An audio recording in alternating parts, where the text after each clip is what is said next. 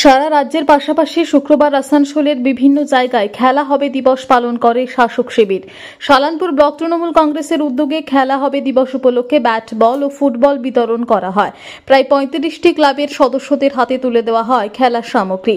বিধায়ক বিধান উপাধ্যায়, যুবনেতা মুকুল উপাধ্যায় ও দিদির নির্দেশে ব্যাট বল ও ফুটবল বিতরণ করা হলো বলে জানান শালানপুর ব্লক তৃণমূল কংগ্রেসের সহসভাপতি ভোলা সিং।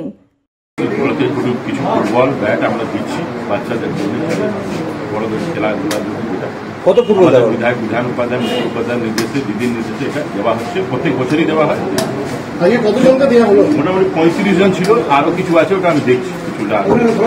আসানসোল থেকে সৌম্য গাঙ্গুলির রিপোর্ট, টিভি নিউজ 10। সুলভ সঠিক চিকিৎসার একমাত্র প্রতিষ্ঠান বিবেকানন্দ হসপিটাল। 24 ঘন্টা emergency service, blood bank, trauma care. আপনাদের সেবায় আমরা তৎপর। গুণমান ও পরিষেবায় দুর্গাপুর বিধাননগরের ডক্টর জাকির হোসেন এভিনিউর বিবেকানন্দ হসপিটাল শিল্পাঞ্চলের মানুষের মন জয় করেছে।